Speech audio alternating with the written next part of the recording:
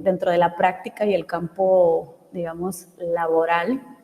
Y preparé a simple, digamos, básicamente esta gran información sobre qué sería una figura legal cuando hablo de cuestiones creativas, en este caso, pues artes escénicas y artes visuales.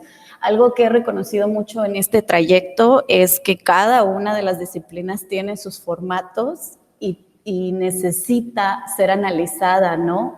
Bajo también sus actividades, por lo cual a veces en México me he enfrentado a que no hay muchas figuras legales o jurídicas que puedan ser completamente compatibles con ciertas actividades culturales, ¿no? Habría que generarlas también como una propuesta de ley ante la federación y por ahí hay algunos movimientos que van poco a poco empujando estas prácticas para, como decía, ¿no?, la maestra Emma, dejarle de tener miedo a la cuestión legal, pero también entender que las empresas creativas en México tienen un gran peso, ¿no? Por ahí escuchaba a Fernando Quiroz la última vez. Bueno, ¿de qué voy a hablar? Y la verdad que me gustaría que si hay dudas, pues también las externen y me acompañen, ¿no?, como en estos conceptos. Bueno, vamos a definir qué es una figura legal, porque de hecho una abogada vio el post de esta charla y me dijo, órale, ¿de qué trata, no? Pues bueno, vamos a definir a qué me refiero con una figura legal en México. ¿Qué actividades representarían o podría considerar dentro de la cuestión de emprendimiento o de industria creativa o industria cultural inclusive? ¿Cuál sería la diferenciación entre bienes o servicios? Porque a veces también eso es un detalle muy necesario al momento de tomar la decisión para establecer tu figura jurídica. Los tipos de empresas, ¿no?, según las formas jurídicas que nos dan a través de la legislación y los tipos de régimen que se manejan a través, pues, del famoso SAT o el Servicio de Administración Tributaria en México. Voy a comenzar estableciendo una breve ejemplificación de qué podría ser una figura legal o a qué me refiero con una figura legal. Y como primer punto me gustaría destacar que en realidad la figura legal la distingo como una figura jurídica que te genera dos cosas: derechos por una parte y obligaciones por la otra.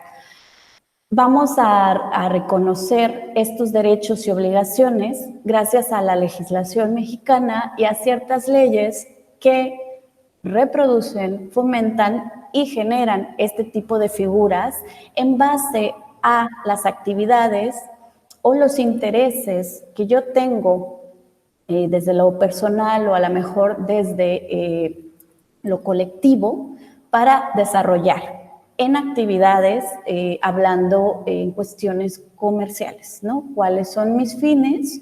¿Qué persigo con estas actividades? No es lo mismo que yo piense en hacer ejercicio en mi casa a generar toda una estructura mercantil de un gimnasio, porque entonces son cosas ya muy distintas, ¿no? Aquí me gustaría, pues, que no sé si los que están aquí en esta charla y los que están afuera viendo sean artistas o no lo sean, pero una de las primeras preguntas y también una de las preguntas más constantes que he tenido tanto en cursos, en diplomados, es ¿qué figura me conviene? Dígame a mí cómo me constituyo. Y creo que ese es el error, ¿no? Yo no te puedo decir a ti qué haces o a qué te dedicas y cómo te deberías de constituir, porque al final el que va a adquirir esos derechos y esas obligaciones eres tú o tus socios. Por lo cual, la primera reflexión es ¿a qué me dedico? ¿Puedo distinguir qué es un bien de un servicio? Entonces, es importante que me pregunte ¿cuáles son mis actividades? Pinto, esculpo, bailo, produzco eventos, genero material intelectual, ¿no? Manuales, investigaciones. ¿Qué hago? Ahora, lo que hago, ¿lo hago yo solo? ¿Puedo hacerlo solo? ¿O necesito siempre de un alguien, llámese socio, llámese compañero, ¿no? Llámese colaborador? Y por último, la actividad es una actividad comercial, es decir, solo la hago para tener un rédito económico, para generar una ganancia, para adquirir bienes. Lo hago como una postura educativa, que al final pues también puede tener un beneficio económico, o lo hago también porque siento un impulso social que no está peleado tampoco con el hecho de tener un rédito económico. Hasta aquí no sé si vamos bien y no sé si los hice reflexionar sobre ello. Vamos a definir entonces a qué me refiero con un servicio, ¿no? Aquí no sé si hay gente de teatro, gente de danza, gente inclusive de música, ¿no? Pero música de concierto, de cámara o así, ¿no? Un servicio voy a conocerlo o a reconocerlo como algo intangible. Está dictado o está ofrecido por una persona y por más que esa persona me enseñe, me dé una clase, me diga su metodología y sus técnicas, siempre este servicio va a ser representado por quien lo ofrece, ¿no? Que se denomina como heterogéneo. No lo puedo transferir, ¿no? Así yo les dijera, vénganse, vamos a tener un curso de cosas legales, pues bueno, todo lo que yo tengo de trayectoria, de práctica, pues no te la puedo regalar, ¿no? No sé, no te la puedo insertar en la mente, ojalá se pudiera. Y también es una actividad o una acción, perdón, ¿sí? Es una actividad o una acción, por lo cual podríamos pensar que, por ejemplo, una función de teatro entraría como un servicio, ¿no? Es un intangible, no me llevo nada, bueno, no puedo guardar al actor en mi bolsa. Ok. ¿Qué es o qué puedo entender como un bien? Ahí sí nos referimos a un tangible. Tiene que, o más bien existe para cubrir una necesidad, sea una necesidad básica o sea una necesidad provocada como un producto. Es transferible, lo puedo heredar, lo puedo regalar, inclusive lo puedo comprar y tirar. Aquí, productos más cercanos hacia la creación de bienes y el desarrollo de bienes, puedo hablar sobre artes plásticas, pintura, escultura, arquitectura inclusive. Puedo también hablar sobre diseño editorial, ¿no? O sea, puedo ir pensando en bastantes productos que puedo diseñar a partir de mi expertise como artista, ¿no? Inclusive puedo diseñar productos promocionales de mi compañía, ya sea de teatro, danza o de mi grupo musical, ¿no? Que de hecho ahí la música después entra también en estos dos procesos, ¿no? Es un servicio al momento que voy al concierto, pero al momento que me pongo la bandita que compré de Los Ángeles Azules y compro el CD, pues ya entro en una categoría de producto. No hay ningún pleito ni hay ninguna obstrucción. Bueno, yo acá puse algunos egresados, espero que no se molesten, que entran, ¿no?, en esta categoría. Si los quieren revisar, ¿qué es qué? ¿No? Por ejemplo, una chica genial que tiene una empresa o más bien una idea, ¿no?, porque desconozco cuál es su figura jurídica, de crear patrones, crear diseños textiles y después reproducir eso en ropa o en mascadas o en otro tipo de artículos o productos, ¿no? Puse también a los chicos de Teatro en el Incendio, ¿no? Quienes además de los servicios que ofrecen sobre las obras de teatro, pues también tienen una propaganda de venta de artículos promocionales, también apóyenlos por ahí con su consumo y aparte tienen una oferta de servicios educativos, ¿no? Digo, puedo meter bastantes ejemplos. Alejandra Pels, también egresada, que ella generó o diseñó un programa educativo a partir de sus servicios y entonces te vende el curso, pero también genera un manual que al final es un producto, ¿no? Bueno, siempre que llego a este dato, ¿no? Empezamos a entender tal vez un poco más que lo que hacemos realmente puede generar un sustento económico y a mí me gusta mucho ver datos, ¿no? Este dato es viejo, es de 2019 por la revista Forbes, hizo un estudio y un acercamiento sobre la industria creativa en México y un dato que se arroja, ¿no? Es que en ese momento teníamos a los 100 creativos más destacados no solo de México, sino a nivel internacional, y el Producto Interno Bruto, es decir, económicamente, la cultura o la industria creativa movía un 7% del ingreso anual, ¿no? Entonces, ¿qué sucede con esto? Bueno, podemos empezar a pensar que lo que yo hago puede resultar en una empresa, puede resultar en un servicio o en un bien que sí me pueda provocar una fuente de trabajo, pero también me pueda provocar, si es mi interés, llevarlo más allá, una fuente de utilidad, es decir, dinero que va a estar ingresando a mi bolsa cada que yo genere sociedades o actividades. No sé si hasta aquí alguien tiene comentarios, por ahí escucho micrófono, ¿no? Ok, no se preocupen, igual, adelante. Bueno, podríamos entonces comenzar a definir que hay tipos de empresas y algo que es muy interesante es que a nivel Latinoamérica la industria creativa y cultural, el ICC, ha sido un boom.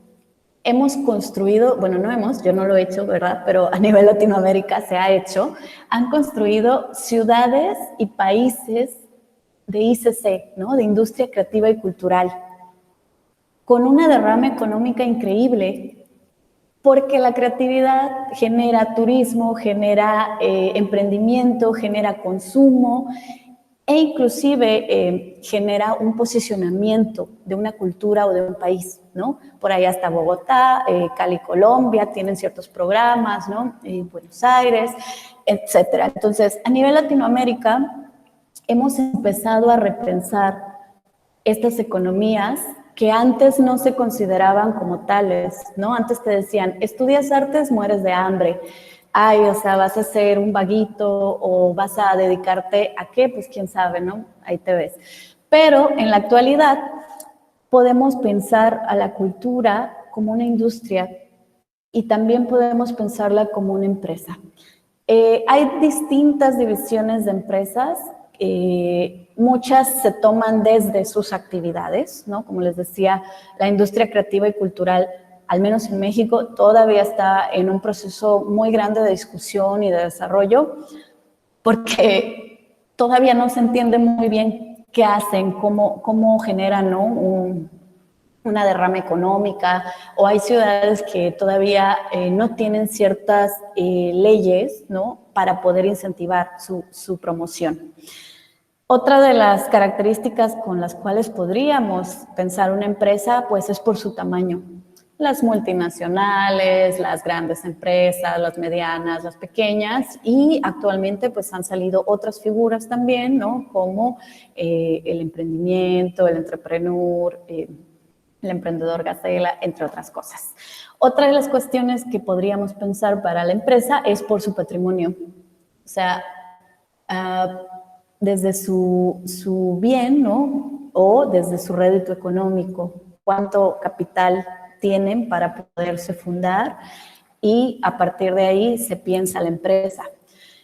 Otra de las formas es, pues, cuánto ingreso generan, ¿no? Empresas que ya están insertadas en la bolsa de valores, en México a nivel internacional, o empresas que generan un ingreso estable, empresas que es muy variable. Pero lo que aquí yo ponía en la mesa era ver, pues, la forma jurídica, ¿no? ¿De dónde puedo entender esta forma jurídica? Bueno, existen algunos instrumentos o leyes, ¿no? Como la ley de sociedad mercantil, que es la que nos marca las figuras jurídicas, las capacidades, los derechos, las obligaciones de una empresa, inclusive las actividades de la misma, y hay también algunas leyes, como la Ley Federal del Fomento a las Actividades realizadas por organizaciones civiles y sociedades civiles, que marcan también los instrumentos para poder desarrollar una sociedad civil o una asociación civil. También tenemos el organismo que todo el mundo le tiene mucho miedo y que no les gusta para nada, que es el Servicio de Administración Tributaria, el cual también nos marca o nos va definiendo líneas para poder registrarnos, emprender y tener una figura jurídica. ¿Okay? Es todo, yo le digo mecanismo complejo, ¿no? Porque bien Hacienda te da algunos factores, pero luego las leyes son más específicas, ¿no? Y también van de la mano con otro tipo de leyes, ¿no? Y reformas que se van suscitando con el tiempo y que también nos indican, ¿no? Ciertos cambios en ciertas modalidades de empresas. Ok. Cuando les dije que pensáramos en qué hacíamos desde bien o servicio y si lo hacíamos solos o con personas, era porque dentro de las figuras jurídicas vamos a destacar primero una figura que es unipersonal. Y van a decir, oh, órale, pues ya soy una persona, ¿no? Y aquí la persona se le ha denominado, ¿no? Ante el servicio tributario como persona física. ¿A qué se refiere? Seguro lo han escuchado porque es muy, muy común, ¿no? Escucharlo por ahí. ¿Y a qué se refiere? Bueno, estamos hablando de que es un individuo, ¿no? Que realiza alguna actividad económica desde la venta, la distribución o inclusive ser empleado o profesionista. Ojo que ser empleado y profesionista, ahorita vamos a ver que no es lo mismo, pero esta forma jurídica de persona física automáticamente te trae derechos y obligaciones. Y ahí es donde ya no nos gustó, ¿verdad? Porque las obligaciones que luego nos marca son complejas, ¿no? No le tengan miedo, todo va a estar bien, porque ya hay figuras más relajadas. Yo cuando me registré era 2011, me parece, si no mal recuerdo, por ahí. Y siempre cuento, ¿no? Que yo fui a Hacienda, yo estaba en 2012, fui a Ciudad de México y llego a la administración y me dicen, ¿usted a qué se dedica? No, pues escribo textos, ¿no? Yo estaba trabajando en curaduría y me dijeron, ¿y a poco te pagan por hacer eso? ¿No? Porque ni siquiera había una figura que me avalara dentro de las actividades de persona física, ¿no? Y tuvimos que poner ahí unas actividades que nada que ver con lo que yo hacía porque no había mucha información sobre qué hace una persona en cultura o qué hace un artista. Entonces me dijeron, no puedo creer que ganes dinero con eso y que trabajes de eso, ¿no? Los mismos personas encargadas de esta instancia, ¿no? Entonces, ¿qué actividades puedo generar como persona física? Ok, la primera y la más común es pues un sueldo y un salario, ¿no? Por ahí se habla de un mito de cuando existían los trabajos con sueldos y salarios y prestaciones, pero la realidad es que ahora hay muy pocos, ¿no? Entonces, esos sueldos y salarios también ya cambiaron a una actividad que también la van a escuchar mucho, que se llama asimilados a salarios, ¿no? Las prestaciones no existen, pero te pagan un salario y la empresa se hace responsable de tu retención, ¿no? Del impuesto sobre la renta, pero no tienes ninguna prestación ni tienes nada más. Este es un régimen que muchas empresas te piden que des de alta. Por lo regular, empresas que tienen ya contratos, digamos, por servicios, ¿no? Por prestación de servicios. Lo van a encontrar mucho en escuelas, en galerías, en museos, ¿no? El capítulo 3000 del INVAL, por ahí, es esto, ¿no? Ahora, otra de las actividades empresariales, otra de las actividades, perdón, es la actividad empresarial y profesional. Los voy a anunciar rápido porque acá las tengo. El régimen de incorporación fiscal, mejor conocido como el famoso RIF, que es uno de los más nuevos y más atractivos. Enajenación de bienes, actividades empresariales con ingresos a través de plataformas tecnológicas, que también es algo que Hacienda ya detectó. El régimen de arrendamiento, intereses, ¿no? Por préstamo, obtención de premios, antes no se declaraban, dividendos, de más ingresos y la sociedad anónima simplificada, mejor conocida como la famosa SAS. Ok, voy a saltar esto porque ya llevo media hora. Bueno, como les decía, ¿no? En la antigüedad o hace muchos años, Hacienda estaba muy limitada ante ciertas actividades, no reconocía tampoco ciertas formas de trabajo porque había patrones que se dedicaban como a pagar, ¿no? Todas las cuestiones y absorbían esa carga de figura jurídica.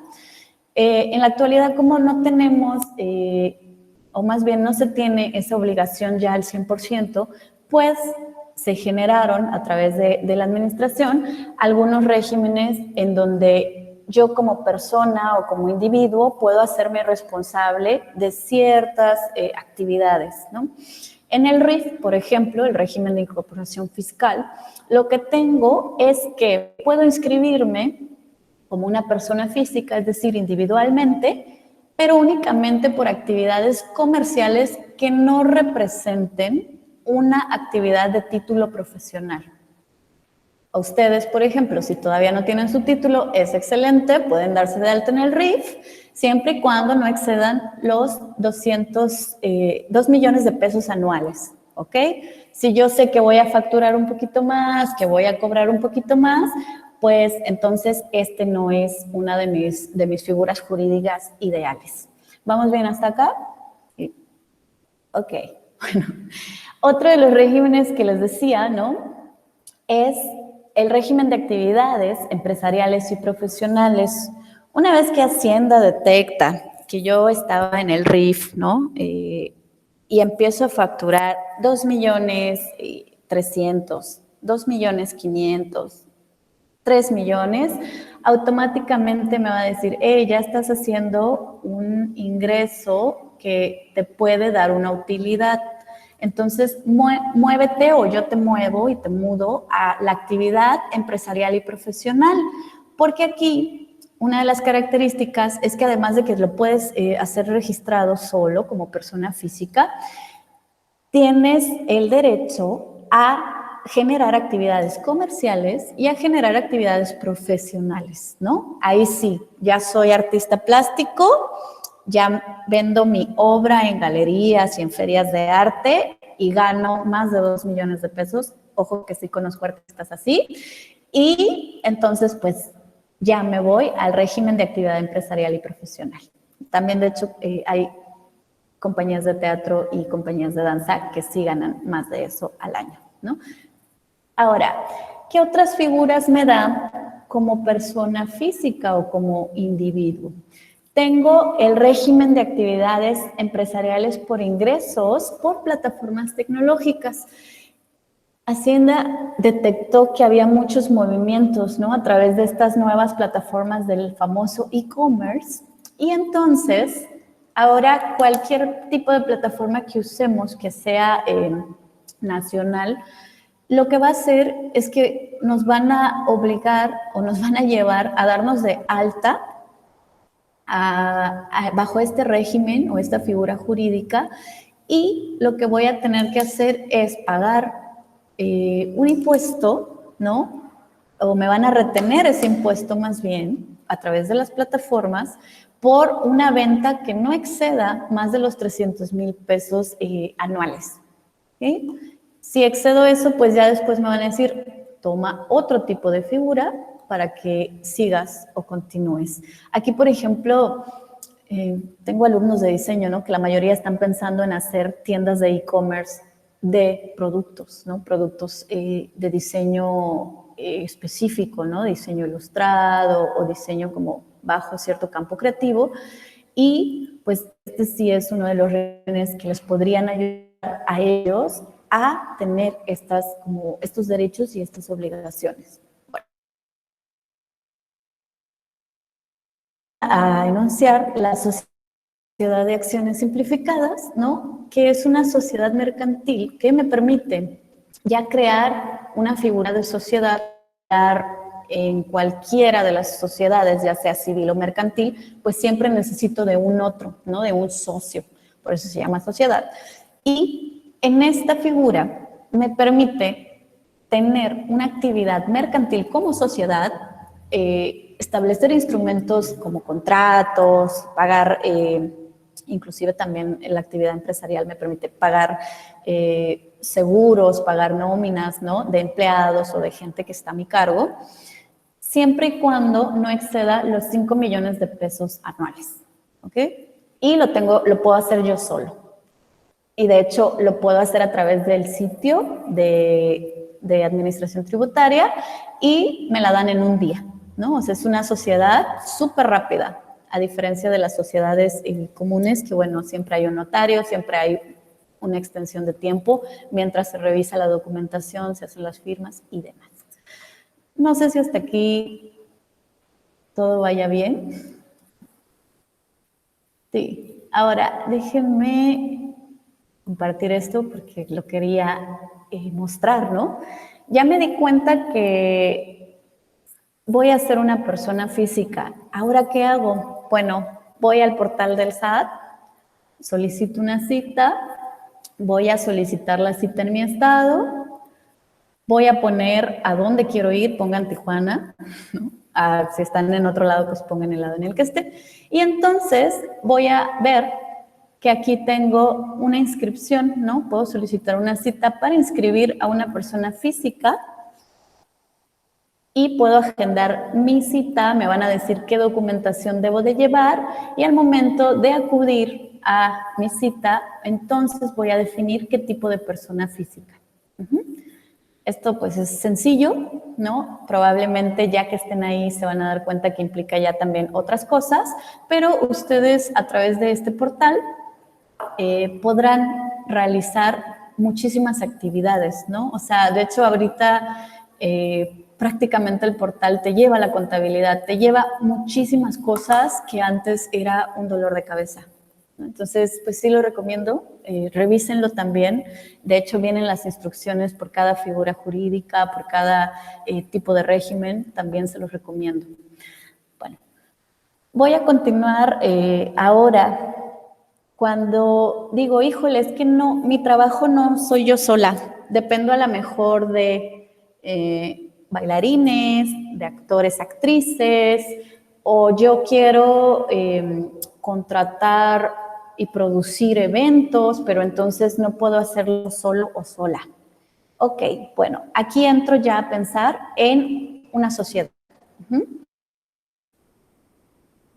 En México podemos tener dos tipos de sociedades, que son las que vamos a ver también, y depende también muchísimo de mi fin. ¿Se acuerdan que yo les preguntaba al principio, no? O les decía, la figura jurídica también determina mi fin. Bueno, ¿qué es eso? Bueno, ¿qué voy a provocar, no?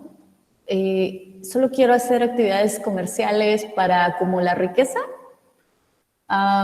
Quiero hacer una actividad educativa para generarme un ingreso, pero mi finalidad no es la acumulación de riqueza. Bueno, con esto vamos a ver que el régimen que nos marca el Servicio de Administración Tributaria es la famosa persona moral. Y ahí es donde, ¡pum!, entran todas las dudas, ¿no? ¿Qué es una persona moral? ¿Por qué es una persona si hablamos de sociedad? ¿De qué trata, no? Bueno, cuando hablamos de una persona moral, puede ser un conjunto de personas, ¿no? El hecho de que diga física no quiere decir que todas estén dadas de alta como personas físicas, ¿eh? Sino se refiere, ¿no?, a ese conjunto de personas o de individuos que quieren unirse por un fin colectivo. En este caso, vamos a tener la finalidad colectiva empresarial o comercial y la finalidad colectiva social. Ahora, ¿qué sucede cuando tomo esta postura jurídica, esta figura jurídica? Pues bueno, automáticamente tengo derechos y obligaciones, pero que ya están dictados, ¿no?, como les decía, por la Ley de Sociedad Mercantil o bien por la Ley Federal del Fomento a las Actividades de Organizaciones Civiles. Les puse ahí un recortito, por acá la pueden también como revisar. Y cuando hablo de sociedades mercantiles, ¿no?, como el mismo título lo dice, pues hablamos de comerciar, ¿no?, de actividades que están dejando un ingreso y una utilidad. Por ahí, para quienes digan, ¿qué es eso? La utilidad es el ingreso o el dinero que me queda después de mis gastos sobre la empresa, ¿no? Y por lo regular, las empresas que son muy grandes o las sociedades que son muy grandes, pues son las que más generan utilidad, las que están en la bolsa de valores, ¿no?, etcétera. Por ahí les puedo decir Apple, ¿no?, y no sé si puedo decir marcas. Bueno, entonces, en las sociedades mercantiles, esta misma ley me dice cuáles son las sociedades mercantiles, cuáles son los derechos y obligaciones de cada una. Y ahí también yo tengo que tener claro cómo quiero operar, cuántas personas van a estar dentro de mi sociedad, cómo queremos dictar, ¿no?, nuestros fines, es decir, lo vamos a hacer únicamente por el rédito económico, lo vamos a hacer a nivel público, es decir, que todos sepan cuánto vale mi empresa en la bolsa, o lo vamos a hacer a nivel privado, ¿no?, como una sociedad anónima. Todo esto es más complejo, ¿no? De hecho, justamente se generan figuras de unipersonal tipo sociedades. ¿Por qué? Pues porque un dato curioso es que sí, México ha desarrollado en los últimos años muchas figuras de pymes, ¿no? Seguro oyeron ese concepto, que son las famosas pequeñas y medianas empresas. De hecho, bueno, antes de la pandemia, porque también justo en la pandemia cerraron bastantes, previo a la pandemia teníamos, o más bien México generaba, ¿no?, un ingreso mayor o un movimiento mayor, un flujo económico mayor con esas empresas, ¿no?, que por lo regular son las empresitas familiares o las empresas de pequeños comercios. Ahora, yo esto siempre les dejo su tarea, ¿no? Ustedes ahora que van a un café o que van a algún lugar, cuando les dan el ticket, ahí viene la sociedad, ¿no? Interesante decir, oh, órale, esta es una sociedad de capital variable o así. Digo, a mí me gusta, digo, no sé si a ustedes les va a gustar, pero enterarse cómo se mueven, ¿no?, o cómo se desarrollan. Entonces, sociedad de nombre colectivo, ¿por qué se llama así? Bueno, primero, vamos a entender que al momento de formar esta sociedad ocupo más de un socio. No lo puedo hacer sola. Y estos socios van a ser responsables de manera igualitaria, ¿no?, de todas las acciones y obligaciones que tiene la sociedad. Pero a la vez, ¿no?, van a tener también que subsidiar económicamente, ¿no?, todas estas obligaciones. Es decir, cuando ellos ingresan a este tipo de sociedad, están enterados, ¿no?, de que tú llegas con tu monto, ¿no?, de aportación de capital, y al momento de que tú te decides separar, no puedes decir, listo, retiro mi dinero y me voy, ¿no?, y se acaba la empresa porque yo ya me llevé todo, sino que los socios deciden si te van a dejar salir o no y bajo qué condiciones.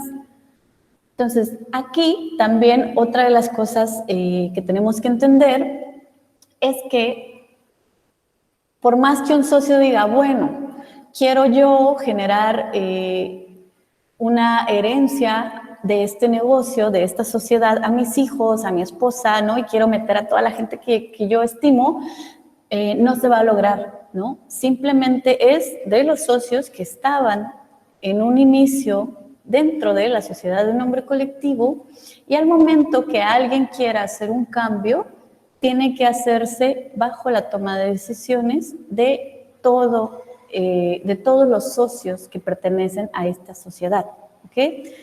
No se puede repartir tampoco el capital de utilidad, y una vez que se disuelva la compañía o la empresa, la sociedad, no se va a hacer una repartición de capital o de lo económico si no se ha saldado y se ha liquidado primeramente esa sociedad, y después ya hay una repartición, ¿no?, que no se considera utilidad, ni siquiera se considera reintegración, ¿no?, de tu aporte capital.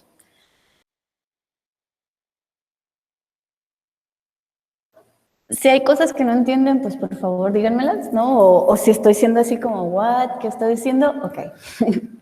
Sociedad de comandita simple, por lo regular la van a ver como C.S. Por ahí pueden ver un nombre de asociados y, ¿no? Es muy común con un buffet de asociados, es muy común también con estudios de diseño, estudios creativos, ¿no? En esta sociedad hay dos cosas muy importantes. Tengo dos tipos de socio. Unos son los colectivos y otros son los comanditarios, por eso se llama comandita, es muy chistoso este nombre. Pero los socios colectivos son prácticamente los socios que aportan trabajo y cuestiones administrativas, mientras que los socios comanditarios son quienes ponen el capital económico para que la empresa o la sociedad se desarrolle. Aquí, los socios no tienen justamente las mismas obligaciones, ¿no? El socio que es el socio comanditario, pues prácticamente toma decisiones bajo pues, figuras, ¿no?, como se puede decir junta de presidencia o junta de consejo, toma decisiones, mientras que los socios colectivos ejecutan estas decisiones, ¿no? Son como los administrativos o son la materia, se puede decir, laboral, ¿no?, si así lo queremos entender. El socio comanditario, ¿no?, está obligado también a responder tanto económicamente como legalmente sobre las acciones de los otros socios, ¿no?, de los colectivos. ¿Qué podría ser? Bueno, a lo mejor un socio colectivo en un bufete de abogados, pues termina estafando a alguien. Bueno, el socio comanditario tiene que generar una respuesta, ¿no?, o dar la cara ante esta situación. Bueno. Otra figura de sociedad es la famosa responsabilidad limitada, y aquí puedo tener yo bastantes socios, y una de las cosas que distingue esta denominación es que el capital que se establece, ¿no?, en el contrato de la sociedad se divide en partes que no son necesariamente siempre de valor, ¿no?, y que aparte son desiguales. ¿Qué quiere decir eso? Yo me asocio aquí con la maestra Bejarle y tal vez yo pongo el edificio y ella pone, no sé, 2 millones de pesos. Entonces, si el valor del edificio es menor, ella tiene, pues digamos, ¿no?, el mayor de la sociedad, y yo tengo una parte menor, y después la toma de decisiones no se da por igual, sino que ella tiene derecho a encabezar la toma de decisiones, mientras que yo, pues bueno, voy, digamos, como ajustándome a ese tipo de decisiones, ¿no? Aquí los socios que son de responsabilidad limitada tienen también una obligación de hacer aportaciones además de su capital, ¿no? Es decir, la maestra Bejarle tendría que aportar, a lo mejor en un mes necesitamos poner un generador de luz y tendría que aportar una cantidad extra de su dinero, de su bolsa, porque esos 2 millones que ya aportó para la generación de esta empresa ya no los podemos tocar. Bueno, otra sociedad, y esta es muy popular, ¿no? Es la sociedad anónima. Esta se trabaja bajo distintas figuras. Van a poder ver por ahí una sociedad anónima de capital variable, una sociedad anónima de responsabilidad limitada, es decir, la podemos adjuntar con otro tipo de sociedad, porque eso también es lo que a mí me voy a apurar, me limita sobre qué acciones y qué obligaciones, ¿ok? Aquí, en realidad, los socios, ¿no? Como mínimo, son 2, y antes había un monto mínimo para generar, ahorita desaparecieron eso, pero bueno, antes decían, no, los 2 socios tienen que aportar un capital de 50,000 pesos, ahorita ya no, pero también otra de las condiciones es que se maneja o se puede mezclar, ¿no? Con la comandita simple, es decir, una sociedad anónima que aporte un cierto capital en donde, pues, tanto los colectivos, ¿no? Como los comanditarios no están enterados del capital y tampoco saben la cuestión del flujo, ¿no? Aquí también otra de las cosas es que la sociedad, digamos que exhibe un 50% de su valor públicamente y el resto pues no es público, ¿no? Es interno. En el caso de las sociedades de capital variable, pues en estas sociedades vamos a ver rápidamente que, como lo dice, ¿no? Su capital es se puede aumentar o se puede disminuir y esto depende de las aportaciones de los socios. No siempre se van a mantener las mismas aportaciones, ¿no? Digamos que a lo mejor mensualmente yo tenía en mi sociedad anónima 50,000 pesos, pero ahora en esta sociedad de capital variable yo tengo la posibilidad de aumentar o reducir mis aportaciones. También depende mucho del tipo de operación.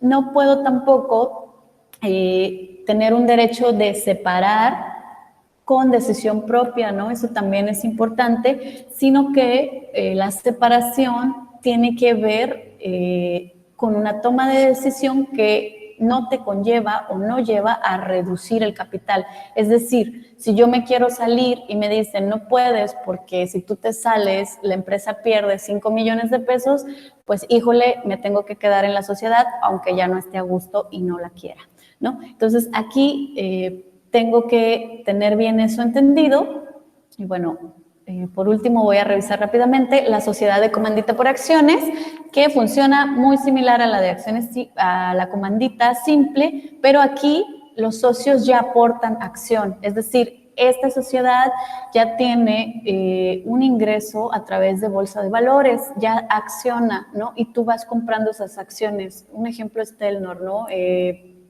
Telnor vende sus acciones, tiene distintos socios, cotiza en la bolsa y el socio mayoritario pues es el que más acciones tiene, ¿no? Entonces ahí tengo yo personal comanditario, pero también tengo personal adjunto y por lo regular el que es el comanditario, que es el accionista, pues es el que tiene la mayor toma de decisiones en la empresa, ¿no? El resto pues ejecuta.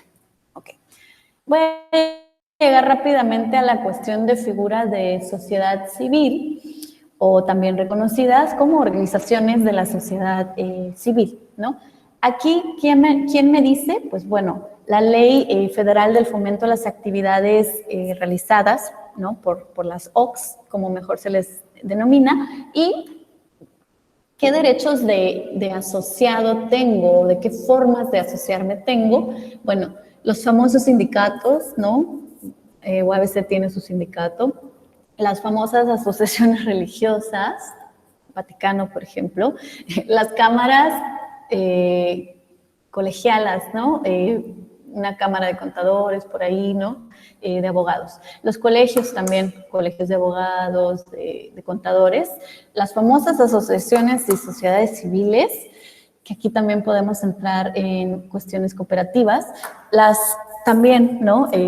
Un instrumento de las asociaciones civiles que son donatarias autorizadas, sociedades cooperativas, sociedades de inversión para el retiro, que también es una especie de actividad no lucrativa, y los famosos partidos políticos, ¿no?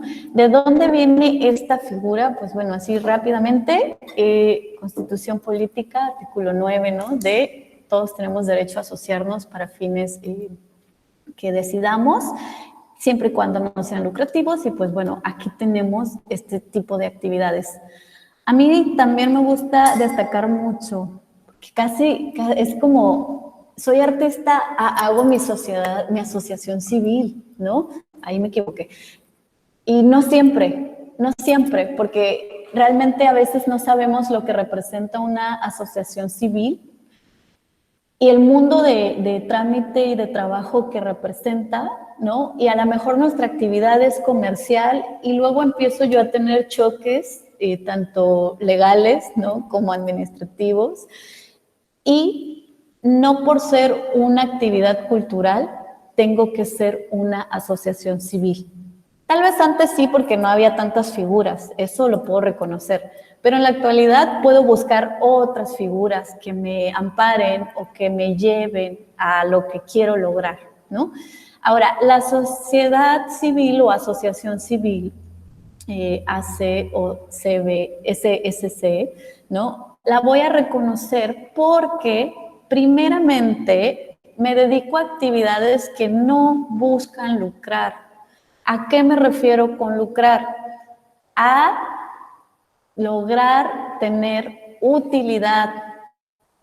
No se asusten porque a veces también dicen, es que soy una sociedad civil, no puedo cobrar por lo que hago. No, claro que puedes, porque si no, ¿de qué vives? Pero no lucro con ese dinero. ¿Qué quiere decir? Que si yo gano 1,000,000 de pesos, yo no lo puedo invertir en la bolsa, que automáticamente van a decir, hey, oye, ¿qué onda contigo? ¿No? Esa actividad es completamente lucrativa. Si yo gano ese 1,000,000 y quiero comprar una propiedad para rentarla, lo puedo hacer, siempre y cuando la propiedad la entienda como una propiedad de la organización y no mía, porque luego también ahí vienen los problemas, ¿verdad? Entonces, no voy a lucrar, pero mis actividades sí pueden tener un ingreso económico. Ahora, dentro de esto voy a ver también cuáles son mis actividades que están autorizadas para recibir ingreso, donación a través de deducibles. Esto ya está en la ley, ni siquiera lo tengo yo que inventar. Y de hecho, también el Servicio de Administración Tributaria me dicta, ¿no?, los ejes para constituir mi asociación civil y me dice a través de unos estatutos, es decir, puedo decir que son como reglas, ¿no?, qué puedo y qué no puedo hacer. Entonces, no es algo que yo decida, es algo que ya está prescrito y que tengo que ver si realmente funciona con lo que yo estoy pensando. Ahora, en estas sociedades también puedo integrar actividades educativas, ¿no? Que era lo que yo les decía. A mí me interesa poner una escuela. Eso es lo que yo sueño, es lo que yo quiero. Adelante, lo puedo hacer, una escuela de capacitación profesional a nivel licenciatura, una escuela de talleres o de actividades de acercamiento a las artes. Claro que lo puedo hacer. Y también puedo tomar un carácter, en vez de ser una empresa sociedad anónima o de sociedad de responsabilidad limitada, pues mejor tomo un carácter más social, ¿no? Y hago una figura jurídica de asociación civil o de sociedad civil. Entonces, ahí yo puedo también revisar, hay una ley general de educación en donde me van a establecer derechos, obligaciones y actividades, ¿no? Esto no lo puedo borrar, ¿no? Entonces, ¿qué otra de las cuestiones puedo pensar dentro de esta figura jurídica? Bueno, todo lo que tenga que ver también con administrar, pedir fondos, ¿no? No solo donativos, sino cajas de ahorro, como les decía, por ahí están las sociedades cooperativas, ¿no? Que trabajan todos bajo un ingreso que después es repartido de forma igualitaria conforme al trabajo o al desarrollo de esa actividad comercial. Entonces, puedo generar también este tipo de actividades. Y dicen, bueno, ¿y del arte cómo? ¿No? Bueno, a lo mejor si genero yo una empresa que les garantice a los artistas un fondo de retiro, que no existe, ¿no? Si genero a lo mejor también una empresa que les garantice un seguro, ¿no? O un fondo de ahorro seguro con una aportación mínima que después yo pueda invertir y generar, ¿no? Eso lo puedo hacer y lo puedo hacer a través de una figura de sociedad civil o de asociación civil o inclusive si quiero hacer una compañía de teatro en donde no exista una figura tan jerárquica, en donde existan productores que se llevan la mayoría de la utilidad, pues entonces genero una figura cooperativa en donde en base a el ingreso anual yo pueda hacer un dividendo de utilidades. Con esto voy a terminar. Sé que tienen dudas o tal vez no, pero adelante. Bueno, abriendo un poco las preguntas y antes que nada, pues quiero agradecerte por toda tu generosidad. La primera pregunta será si existe algún tipo de manual donde, o sea, institucional, digamos, donde todo eso que planteas ya esté como estipulado. Esa será como la primera pregunta. Y una segunda, abusando un poco de tu confianza, es, ¿cuál será el paso número uno? O sea, cuando un estudiante recién egresado, sí, y sabes que ya voy a comenzar mi vida laboral, paso número uno para hacerle frente al SAT. Buenas preguntas. Manual tal cual, no, pero por ejemplo, ¿no? Hacienda sí tiene ciertos documentos que pueden buscar en el Servicio de Administración Tributaria que les van a servir como instrumentos. Está la ley, las leyes también, ¿no? Que les van a servir como instrumentos para mínimo conocer de qué vamos a llevar a cabo, ¿no? Sí les aconsejo que los revisen porque muchas veces las partes legales, cuando son cuestiones sociales o de sociedades civiles, hay muy pocas notarías públicas o hay muy pocos espacios en donde realmente trabajan la información que se debe. Entonces, el trámite de ir ante un notario y constituir una sociedad a veces sí representa un gran gasto, por lo cual si hay un error o no se toma como debería tal cual la escritura, pues después tengo que hacer pagos, ¿no? Y cambios. Entonces sí les recomiendo eso. Y sobre un manual de sociedad civil, sí tengo, si gustan también se los hago llegar aquí con la maestra Bejarle y con el doctor Osiris, porque sí hay, de hecho está elaborado por el USAID, y es increíble porque te explica las figuras de sociedad civil, te dice no solo cómo constituirlas, sino también por qué constituirlas, y me parece uno de los manuales más nobles y más prácticos, ¿no? Entonces se los hago llegar también si gustan. Y sobre la pregunta de qué hace un estudiante cuando egresa y entonces decide enfrentarse con el SAT. Pues primero leer bien cuáles son las obligaciones de cada régimen, ¿no? Yo, por ejemplo, en mi tiempo no existía el régimen RIF, ni existía la SAS, ni existían muchas otras cosas. Actualmente yo estoy como persona física, actividades empresariales, y siempre me peleo con mi contador porque digo, es que Hacienda cree que yo gano millones, ¿no? porque en ese régimen todo lo que tú ingreses a tu cuenta se considera una utilidad. Entonces, no había otro régimen y ya no puedo hacer como una integración al RIF porque ya yo tengo mi figura, pero sí les puedo decir que se pueden acercar a la página y leer y pedir la información, ¿no? Sí te contestan en los teléfonos, el chatbot sí te contesta, si vas a Hacienda en la 7076, también puedes obtener información. Si sacas una cita para que te informen de todo esto, lo hacen. Y es también importante, ¿no? Meditar sobre qué obligaciones me va a mí provocar el hecho de darme de alta, ¿no? Como comúnmente le llaman, y bajo qué figura. Entonces, también les recomiendo que lo hagan porque hay muchos trabajos y en especial las instituciones, ¿no? Cuando ustedes van a trabajar para un museo o para algo, les piden factura, porque por lo regular los trabajos son por honorarios con un erario público, ¿no? ¿Y cómo justifica la institución que te pagó?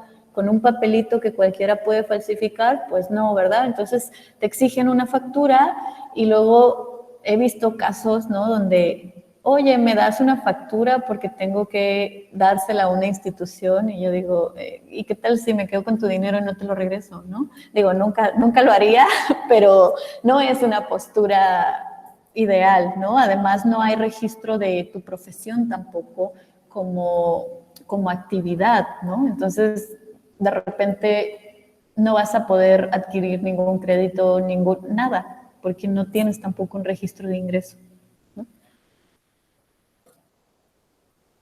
Muchas gracias. No sé si entre el público tengamos alguna otra pregunta, algún comentario. Ok. Dice Lisette, si quiero ofrecer servicios de diseño gráfico y pintura, ¿se considera bien o servicio?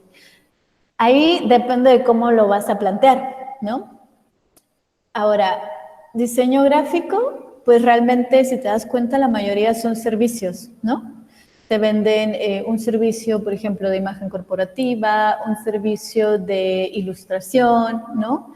Ahora, cuando hablamos de pintura, pues es tangible, a menos que ahora ya, ¿no? Con estos formatos de nuevas tecnologías, hagas otro tipo de ejercicio pictórico o inclusive pienses en cosas ya más extremas, ¿no? De no tener un bien físico o un instrumento físico, pero ya depende de ti, ¿no? ¿Qué ofreces? Ahora, puedes ofrecer las dos, ¿no? Un bien servicio de quieres vender pintura y a lo mejor haces una experiencia inmersiva en pintura, como los famosos wine and painting, y luego vendes tu pintura a toda la gente que llega y haces unas mini pinturas y ahora le llévense mi pintura también.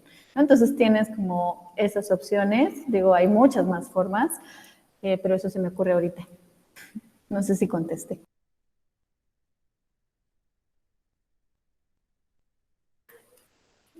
Gracias. ¿Habrá por ahí alguna otra pregunta? ¿Alguien? Creo que a veces pasa que son tantas las preguntas o es tanta la información que es muy difícil como procesarlo, no es como una especie de, como llenarte de información, no te ha dado tiempo como realmente digerir todo lo que estás pensando, ¿no?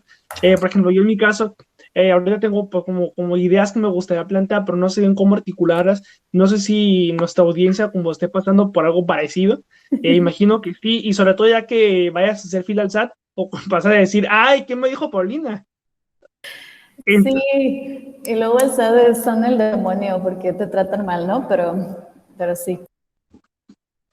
No, cuando digan, hay que ser un colectivo, entonces, pues, ¿de qué manera ser el colectivo? Y uno que diga, mi familia tiene un, no sé, un depo, tiene una casa o una propiedad que podemos usar, y de qué manera hacer todo eso sin que parezca como una cosa meramente informal, ¿no? Como un grupo de amigos en la casita del árbol, cómo pasar de la casita del árbol al espacio, pues, a la industria creativa, ¿no? O sea, esa transición de la casita del árbol a la industria creativa.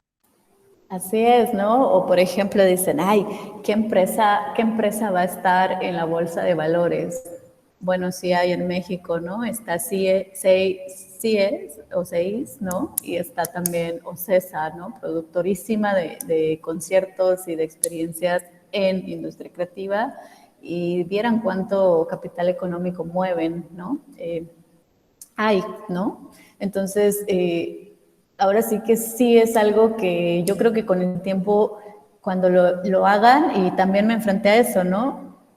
Cuando yo lo hice, tuve que educarme en ello porque no encontraba abogados, porque no encontraba tampoco contadores, porque a los contadores les tenía que ir diciendo, mira, es que no somos esta figura, es así, y capacitarme porque yo tenía esa responsabilidad ante las asociaciones o las empresas, ¿no? Entonces, híjole, ¿cómo le hago? Y entonces ahí ya es donde empiezas como a indagar un poquito más y autoformarte y pensar, ¿no? En esas estructuras. Es todo un asunto. ¿Sabes? Otro punto importante que mencionabas es lo de las facturas. ¿Qué pasa con eso, no? Luego, pues vendes algo y no das nada, ¿no? Entonces, Es que ahí, o sea, yo entiendo que muchas veces el gremio se resiste a dar una factura porque quiere quedarse con el ingreso neto, ¿no? Y dicen, ay, no, de todos modos no vendo todos los días. Sí, pero ahora con estas regulaciones fiscales, en donde ya también a través de plataformas virtuales y tecnológicas hagas una venta, pues automáticamente ese registro queda dentro de la plataforma, ¿no? Cada vez nos están obligando más a generar sí o sí un régimen, porque, no, una figura jurídica, porque se están dando cuenta que la economía es muy informal, en especial en México y en países latinoamericanos, ¿no? Y a veces hay esa resistencia a decir, no me voy a registrar, no quiero que sepan que muevo tanto dinero o tantas ventas, pero a la vez trae, ¿no? Consigo una carga de, se puede decir, derechos, ¿no? Entonces, pues ya nos toca registrarnos y listo. no sé si entre el público haya una última pregunta, un último comentario.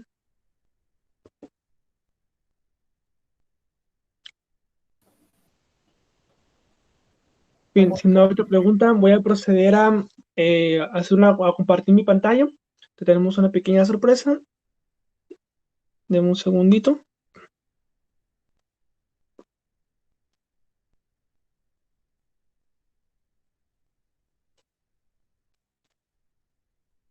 La Universidad Autónoma de Baja California, a través de la Facultad de Artes, otorga la constancia a la maestra Paulina Méndez Garcilaso por haber impartido la conferencia Figuras Legales para Empresas Creativas en México en el marco del segundo encuentro de industrias creativas y emprendedurismo por la realización plena del hombre, Tijuana, 13 de mayo de 2021, firman el director Salvador León Guridi y la maestra subdirectora Claudia Villa. Te agradecemos profundamente como universidad, como facultad y por supuesto a título personal toda tu generosidad, este apoyo, todo ese tiempo que has compartido con nosotros y por resolver todas nuestras inquietudes. Estoy seguro de que en otras ocasiones te acudiremos a ti y más porque tocaste un punto que es muy importante, el tema de los créditos, de qué manera un artista, un colectivo, etcétera, puede tocar como la puerta de un banco. Entonces, pues te agradecemos todo y les doy el micrófono a la maestra Bejarle, por favor. Muchas gracias, Jorge. De mi parte, solamente a título personal agradecer a Paulina por tan interesante ponencia. Nos dejaste pensando muchas cosas, pero yo creo que también generando muchas ideas sobre alternativas que como nuestros alumnos como artistas pueden tener y que se sientan con la seguridad de que hay figuras legales que los pueden amparar en su ejercicio profesional. A nombre de la Facultad de Artes, Paulina, a nombre de nuestro director, el maestro Salvador León Guridi, y de nuestra subdirectora, la licenciada Claudia García Villa, queremos agradecerte tu tiempo, tu conocimiento, tu generosidad para estar hoy con nosotros. Y quisiera también agradecer la presencia de las personas que nos siguieron por la plataforma live en Facebook. Estaba yo viendo que había varias personas que estaban siguiendo la ponencia por ese medio, las personas que hoy se unieron con nosotros aquí en la videoconferencia. Y pues es la mejor manera de cerrar este, que es el segundo encuentro que tenemos en la Facultad de Industrias Creativas y Emprendedurismo. Esperamos que pues tengamos más colaboración, que podamos tenerte en las futuras emisiones de este encuentro que empieza ya a rendir frutos, inquietudes con nuestra comunidad. Cierro formalmente el encuentro de 3 días. Contigo, Paulina, reiterando nuestro agradecimiento a todas las personas que nos acompañaron y pues la invitación queda también extendida para las futuras emisiones de este encuentro que tenemos. Muchísimas gracias. Gracias por la invitación y gracias a todos los asistentes y todas las asistentes. Y pues cuando gusten, en serio, con todo el gusto del mundo puedo ahondar más. Igual pueden escribirme, ¿no? Nunca les digo que no y nunca les dejo sin contestar, probablemente tarde muchísimo, pero sí lo hago. Así que si quieren les pongo por acá el correo. ¿Dudas? Y bueno, yo quisiera agregar, esto es una cuestión puramente operativa para los alumnos que nos siguieron en cualquiera de las emisiones o en las 3 emisiones de este segundo encuentro de industrias creativas y emprendedurismo, que la actividad está registrada dentro del marco de actividades académicas universitarias 8=1. Entonces, les ruego por favor que nos escriban ya sea al maestro Jorge Luis o a mí con sus datos para que nosotros verifiquemos en las grabaciones de las transmisiones y podamos enviarles sus códigos para la equivalencia del 8=1. Gracias, buena tarde. Buenas tardes. Hasta luego, excelente día. Hasta luego, igualmente. Gracias, buena tarde. Bye, profe.